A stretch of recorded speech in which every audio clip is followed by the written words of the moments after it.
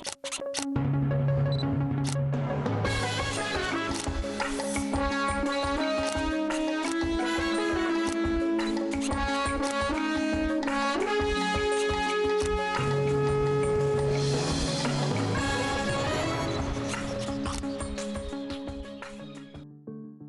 ya Aforika Borwa itemogela kgolo e e makatsang fa baagi ka bontsi ba fuduga go tswa metsemagaeng go ya metsesetoropong. Go ya ka baitseanape ba ikonomi, puso e tshwanela ke go semagana le kgolo eno ka go apela baagi ka mafelo a bodulo, go ba tlamela ka ditiro, dikolo le mafelo a bookelo. Le gale popego ya ka bonako ya ditoropo e tlile go tlhoka mafaratlhatlha a maleba go akaretsa dipalangwa tsa botlhe tse di isang badiri kwa ditirong ka bonako le ka dituelo tse di kwa tlase. Terena e mmala motala wa loapi ya Gibela e dirwa mo Aforika Borwa go thusa bapalami mo isagong. E bohlokwa because for example mo South Africa ne re sena company e manufacturang di-train, and then with this project for nna ke bone e thusitse malapa a mangata le nna e nthusitse as an individual. Ha ba ka investa haholo ho manufacturing, ho re-industrialize the job market hore batho ba kgone ho thola mesebetsi ba sebetsi. Mme ha o tla tabeng ena ya manufacturing karolong ena ya lefatshe la South Africa ke e bohlokwa haholo hobane e ne e le yona tshiya ya moruo ha re sheba lemo tsa ho feta, le ha e ne le tlasa mmuso wa tlhaolele, e ne le tshiya ya moruo, mme le nakong eo ho nona le dithibelo tse itseng ba ile ba etsa hore ba atlehe hore sena e be tshiya ya moruo wa naha.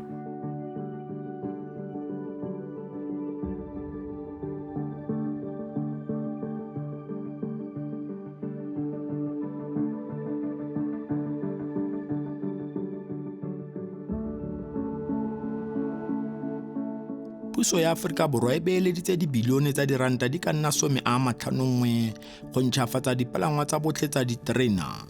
Ditlamo tse di fentseng kontraka e nnile tsa naga ya VrrrPhaaa mmogo le tsa Aforika Borwa ka fa tlase ga Gibela. Leihlo La Sechaba le ne le latela setlamo sa Gibela fela ka fa ntle ga Nigel kwa Ekurhuleni go ya go iponna ka fao terena e agiwang go tloga tshimologong go fitlha e tsamaya mo seporong. We're here to revitalize the railway industry, and this is part of the mandate that were given by the customer. So you'd imagine that as the country, if a country stopped investing in this space 40 years back, we need to play a catch-up. We had skills then that we lost, both at human resource level as well as its supply chain. So what we're currently doing is to contribute towards the revitalization of the railway industry. Ngaka Buiswa o thapile go bona gore ponelopele ya setlamo sa Gibela e tswelela pele ebile ba golagana le baagi ba ba gaufi go netefatsa gore Gibela e fatlosa bašwa le go ba thapa. We're looking at creating both direct and indirect jobs, which are in the region just above 20,000. So far as the company, we are about 975, and within the supply chain, we expecting the suppliers to create plus minus 8,000 jobs. So we'll have both your direct and indirect jobs. So the manufacturing sector is one of the sectors that are contributing towards job creation. Re ne ra etela setlamo seno ka nako ya bolwetse jwa COVID jo bo tsentseng baagi le puso tsebetsebe. Gibela e ikaelela go ntlafatsa maphelo a maAforika Borwa le go oketsa boiphitlhelelo ba kitso. Fano re fitlhela bašwa segolo basadi bao ba thutsang go aga diterena tsa maemo a kwa godimo. Ba nthusitse ka ntho tse dingata ba nrutile mmereko for cause background ya ka nna it was auto electrical. Then more at least ke bereka ka heavy current, and then ke lenne ntho tse ngata ba nkisitse sekolong ba mpha di-trainings about bo di-dielectric testing ke lenne ntho tse ngata. Mme Lesenya o tsalela kwa toropong ya Burgersfort kwa porofenseng ya Limpopo, mme o tsene sekolo sa matsogo kwa Campton Park a ithutela go dira ka motlakase. Mo ke testa insulation, ke dira dielectric testing, ke testa insulation ya di-cable, and then ke dira normalization whereby ke installa di-cubicles tse le baneng di supply power from mo di-cubicles to the HVAC ko rufung ya train. Yeah, and then the network for communication, mabati a terene, ho bulega, di-lights tšeo tlo di bonang on the sides or terene e Pitori. Yeah, that's me. Mokgatlho wa Ditšhaba Kopano o ka ya fa go beeletsa mo tlhabololong ya bokgoni le ikonomi ya bana ba basetsana e le nngwe ya ditsela tse di molemo ebile di potlakile go tsamaisa tswelelopele ya tekatekanyo bong go fedisa lehuma le ikonomi e e akaretsang botlhe. Mme Lesenya a re o ithutile motlakase wa dijanaga mme ga jaana o dira ka motlakase o o maatla. Challenge yona azange yaba thata because like electrical inoba electrical. How understand the basic is just that the difference kore auto it's low current. Ne ke dikoloi and then mo ke bereka ka high voltage of which is 8,000 and then go auto like ke thoma from 24 volts and then more is 8,000 volts. Just as long as you understand the safety and then you follow the right protocols. Le fa mafapha le ditlamo tse dintsi tsa puso di leka go akaretsa bana ba basetsana mo tsamaisong ya ikonomi gona ba santse ba lebanwe ke dikgwetlho tse dintsi. Le gale fa Gibela ba setse ba katise baenjenere ba feta 200 go akaretsa bana ba basetsana. E bohlokwa cause like for example mo South Africa like ne re sena company e manufacturang di-train and then with this project for nna like ke bone e thusitse malapa mangata le nna e nthusitse as an individual cause like other sectors more especially when say into electrical like this faculty e engineering go thata ha o le mosadi or o kry mmereko but for nna mo Gibela like ba re file opportunity because you can see mo Gibela go tletse basadi ba bangata and then like ba re file that opportunity and then they believed on us or like we can do this and then and ka nnete vele ra tswelela ra idira. Fa lefelong la bona la motlakase Lesenya o dira le Longile go tswa kwa Nongoma kwa profenseng ya KwaZulu-Natal. Longile le ene o tsene fano jaaka moithutatiro mme ga jaana o thapilwe jaaka modiri yo na le kitso e potlana. So umsebenzi wethu lana kule station ukuthi siteste i-insulation ye-cable. Masiteste i-insulation ye-cable si-checka i-quality ye-cable ukuthi ingakhona ukuthi isilast at least for 20 years ukuthi sizokhona ukuthi save impilo zabantu ngoba i-cable i-quality mayibheda kusho ukuthi ingamosheka at any time so sibeke impilo zabantu at risk. Longile a re seno o se dira ka lerato gonne go tloga bonyenyaneng ba gagwe o ne a rata go dira ka motlakase mme gompieno o fitlheletse ditoro tsa gagwe. Abakholwa mara bona bayazi ukuthi igesi bengiyithanda from esikoleni mina igesi bengiyithanda mara bakholwa ukuthi ngisebenza ngama-train bebazitshela ukuthi mhlambe ngingaba kubo Eskom manje mase babona ba-picture bayabona ukuthi hayi lo muntu lona mosise kadila ngama-train hayi vele lama-train uyawakha wena ngithi hayi mina ngiyawakha ama-train Badiri bano ke nngwe ya karolo ya bašwa ba Aforika Borwa bao ba diragatsang ditoro tsa bona ebile ba leka go tokafatsa dipalangwa tsa botlhe.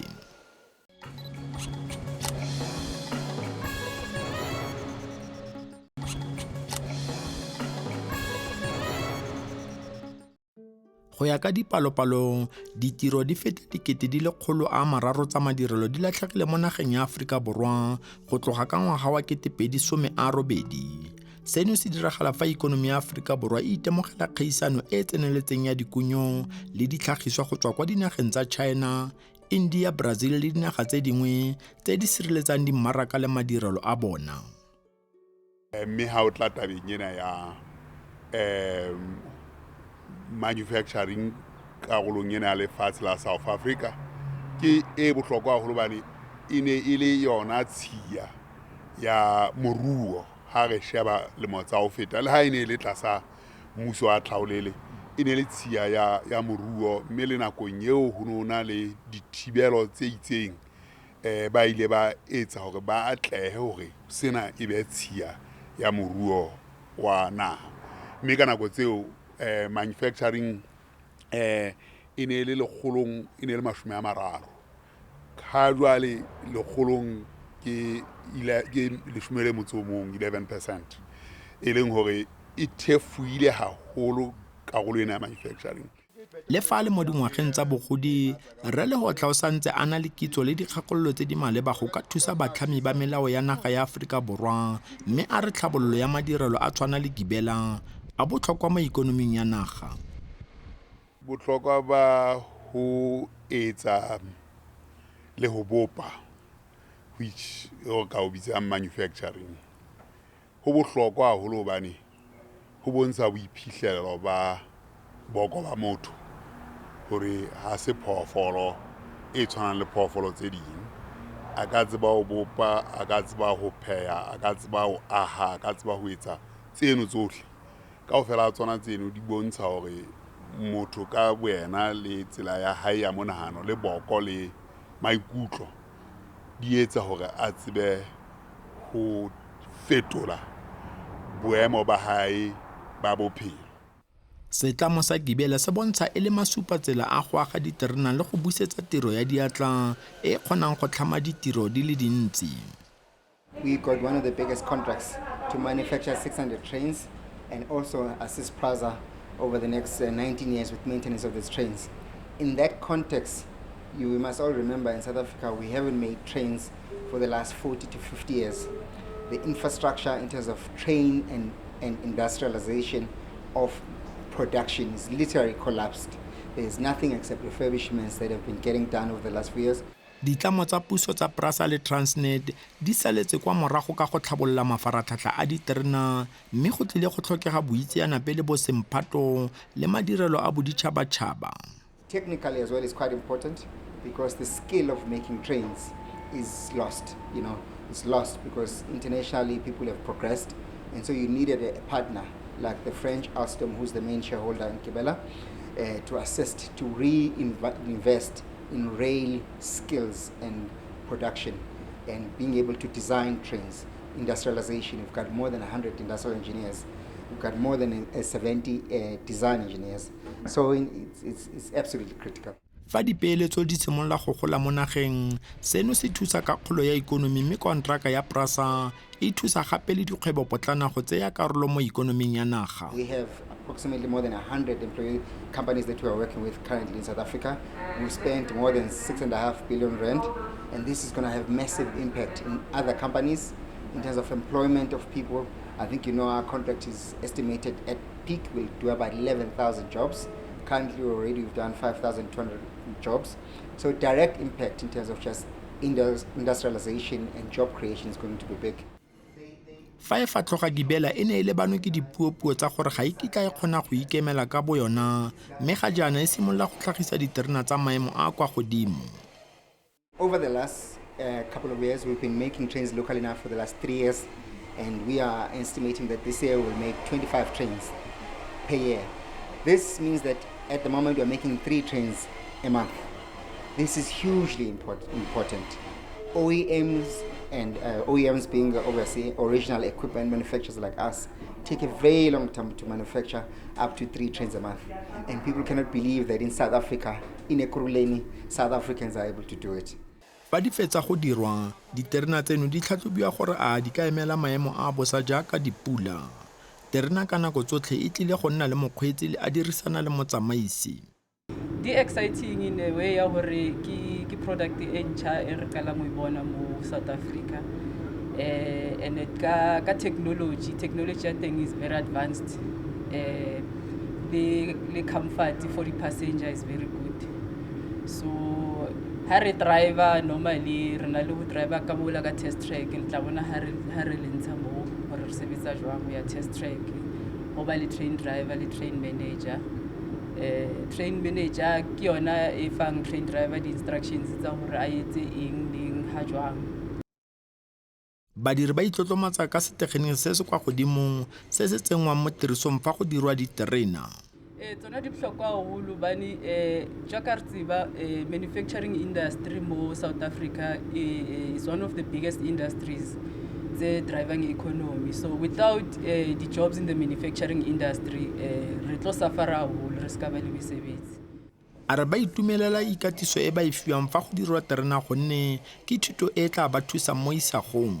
Haholo hobane internally ho na le training e ba e fang basebetsi ho ba upskiller as well.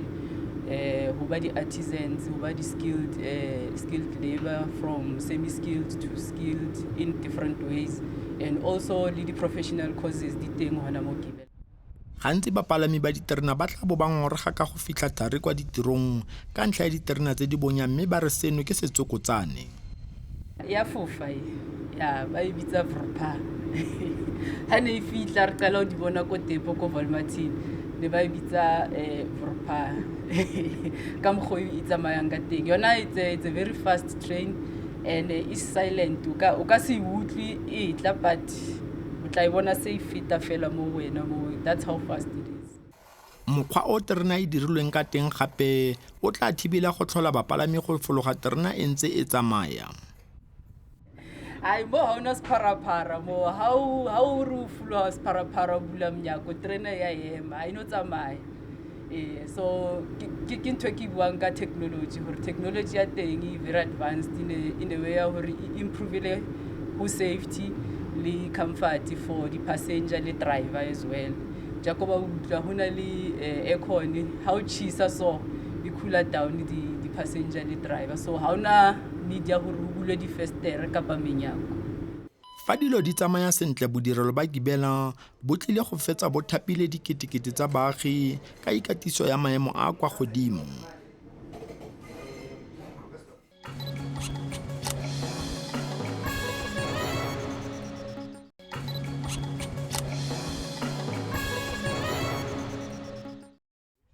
Naga ya Aforika Borwa e tshwanelwa ke go netefatsa fa go na le lefatshe la go aga madirelo, go nna le motlakase yo o sa timeng ebile o le theko tlase fa e le ka go ngokela babeeletsi bao ba tla tlhamang ditiro tsa diatla. Sekai ke lefatshe la Gibela e agilweng mo go lona gonne le tlhokile dipuisano le botsamaisi ba mmasepala wa Ekurhuleni ga mmogo le baagi ba ba gaufi. In the beginning, we had challenges. We had to set up structures to engage with them, to also share with them what were the plans, and to also involve them. So we set up different committees where we were engaging, starting with the council and moving to direct communities. We have a technical forum that's still running on a monthly basis to keep communities abreast of all economic opportunities, particularly those that are within our supply chain. Mafelo a madirelo jaaka Gibela ga a fane fela ka ikatiso le diphatlatiro go baagi, mme gape ba tshwanela ke go beeletsa mo maphelong a baagi. Ga jaana Gibela e dirile dikamano le sekolo sa primary sa kwa Thema. The first thing that they did for us was school uniform, 500 pairs of shoes, shirts, the works, for 500 learners, both boys and girls, dignity packs that they delivered to us. That was in the first year. And the second year, they felt the building itself needed some tender care because the school didn't know fee-paying schools. So they came very handy. As CSI, I wanted to say they'll come and paint 5 of our classrooms. The workers themselves, they took the whole day and they did that. Sekolo seno ke legae la bana go tswa dikarolong tse di farologaneng tsa mo karolong eno, go akaretsa bana go tswa kwa dinageng tsa mabapi, mme ka jalo ba na le mathata a go bala le go kwala. They come from Mozambique and others are coming from Zimbabwe. But those that come from Zimbabwe are better off in terms of stability, in terms of adaptation. So you find overage learners being here. So the issue of reading is going to assist the basic education to be effective. We also have the libraries, mobile libraries program, where we've actually partnered with the service provider and was supporting particularly your primary and secondary school with libraries. I'm sure you'll appreciate that the majority of our schools in the country, they don't have libraries. Even those that have, only 3% have books. So we supply them with books. We have the agricultural project, which contributes to the greening of the environment. We have our bursary program, we have our learnerships. So far, we've awarded about 900 bursaries to communities. We've also brought on board per year at least 65 learners, apprentices to expose the youth in the work environment. Mogokgo a re dipeeletso tsa setlamo se tshwana le Gibela se ba thusitse gore gape ba thape bomme ba tikologo go dira tshimo ya merogo. The other thing that they brought to us as the workers was a legacy project they're carrying at the back of the school. Though this year it was affected by COVID, but we have about 5 of the local women that we've appointed, but it cleaners for COVID-19 compliance. They're doing the surfaces before Balabatsa and now saying and even in the afternoon. So relatively they do that in the morning and they do the gardening, and then they do that in the afternoon before they leave. Leihlo a re naga ya Afrika Borwa e tshwanela ke go atlegisa projeke ya Gibela gore e kgone go ungwela kontinente ya Afrika ka bophara mosola. Afrika Borwa a hang diterene le tse rolling stock eno hobane rona re tla hloka terene tse se bohlokwa gore jwale ha eba Afrika Borwa e tlameha ha diterene tla tlameha hore a hele diporo e beetse hore terene tsa rona tse Afrika Borwa le tse Egypt le tse o kae di tsamaya ho dimaporo tse le kanang ka ho Gibela ena le tjhabelo pele e keneletseng ho tila mathata ao re nang le ona a Afrika Borwa. Le gale ga re lebale gore mafaratlhatlha a diterena a sentswe ka nako ya COVID-19. Ha re sheba tshenyo e entsweng tsamaisong ya diterene diporo le ntho tse jwalo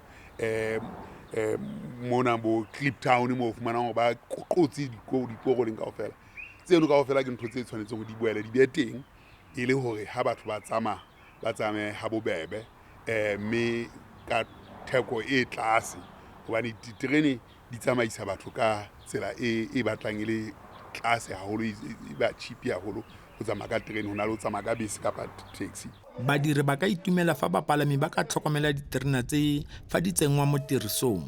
Kopo ya ka ke one fela hore kopa re hlokomele diterena tse hobane this is the future ya passenger rail and ho bohloko bona diterene tse re di sebetsang ka thata so di thujwa tseleng ha di tsamaye hobane batho ba hlokang transport haholo ba sebedisa train and without the train re bone ho tletse batho di stations ba sena transport di taxi di a tura so train e affordable so e bohlokwa haholo ntho ya hore ba tsoseletse rolling stock industry hore re tla khone ho ba le better transport system in the country. Iyangijabulisa, we call it a blue train. I am so excited ukuthi nami ngiphathi yayo yonke lento lena as a woman ukuthi nathi baze basinika ama opportunity as a woman. That is so much to me, it means a lot to me ukuthola le opportunity yokuthi nathi sizibonakalise njengabafazi ukuthi we can do this. I am very grateful. Ba rotloetsa bašwa go ithuta gore le bone ba nne karolo ya tlhabololo ya naga. Government ya rena ya re thusa like ho na le di NSFAS and all that like the company like di afana ka di bursary and all that they should just ba kene sekolo ba pass di matric ya bona and then sekolo ke mahala rutego so that future tsa rona di ganye kaofela rena. Naga ya Afrika Borwa e tla tshwanela go godisa madirelo a mangwe a ikonomi a suleng mo isagong.